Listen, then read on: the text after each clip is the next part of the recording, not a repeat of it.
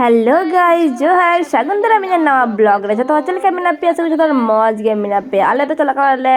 पूजो M चे पूजो उना धका नय तोरा नवा गाड़ी आले अदो बांग काना इन भाया काना इन हुडिंग भाया काना नवा गाड़ी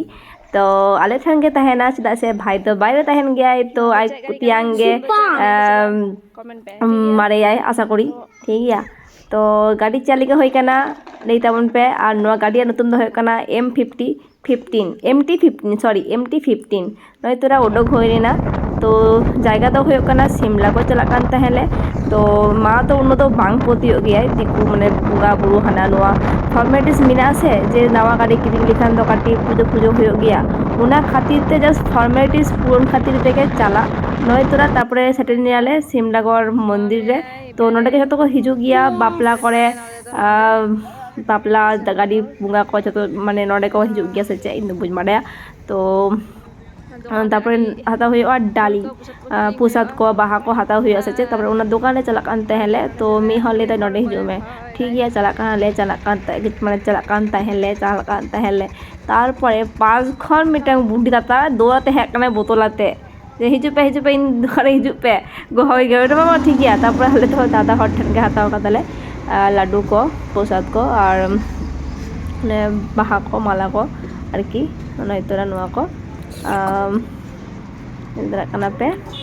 जहाँ पे नेलदा प्लीज सब्सक्राइब पे उन कमेंट पे कोई पे सब्सक्राइब इच्छा पे इच्छा सब्सक्राइब दाले इन ताहले नय इन दाली तो रेडी लेनतेया तारपर बुगा से चला होय कानते हैं बुगा पूजो एम तो इन तो पूजो तो बे हम कदा मागे पूजा एम कदा इन को तो बापला कादिया को तो इन तो इटा हर कादी तो मागे एमाई नेल तबन पे चलिका प्लेस नो मंदिर या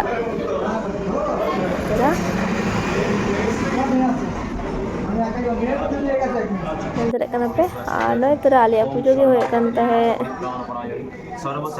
मा तो काटी बांग पोथियो किया एमनी के घट पर चंद बांग पूरा का एमनी जस्ट धूप को हना को नुका नुका चुर का तके वैसे जस्ट फॉर्मेलिटी जहाँ नवा गाड़ी उनागे जस्ट पूर्ण कदाई उनागे नय नेल तबन पे नोटे को मोमबत्ती और धूप को धुराव गया नेल तब देन दरा कना पे जे तीनों गान को धुराव कदा को पूरे एकदम एकेन तो माने छाई छाई को नेल कना और नेल तबन पे बाय रिया व्यूज टास्टिंग नंका नो दारे रे नेल तबन तीनों गान नंका चुंडी को तोल कदा को चली को बुन बडया नो को दो तोल कदा को आनै मोमबत्ती मा धुआ होते आ नेल तबन पे तीन चला कना तीन ते हो नो सिमला को लाहा बोलन लाहा नो नेल दारे कना पे नेल दारे पे माने तो कोय लिखान नो जायगाटा इच्छे काली मंदिर ले गया को चे मिटंग जा को जो गया उन कोय लिखान नामो गया से चे तो बुझ बडया ले गया को नय तोरा भाया गाड़ी चलिका होय काना किन्तु कमेंट तार पे हिरिंगा MT15 तो कमेंट आबे कि चलिका गाड़ी होय काना होय और मा दो टिप तो बांग गानो तया तो इंगे लेगी आम गे हाताव में तो इंगे ना का टिपी हाताव केदा भाया गाड़ी तो भाई तो बांग चालू दारे आइ सिता तखन उरा बांग हिजो आई कुमंगे चालू ते मारे तय आबार चे ताई लेकिन आलम हातावा से बांग धैर्य बानु तया नितो गिन हातावा हाताव किदाय आदो चालू बांग दारे कानाय नेल दाय फोटो नेल ताय आर कोय बाराय दाय तिसिन चला नागे तारपरे ओरा चला समय मने हेना कले शॉपिंग बाकी मिना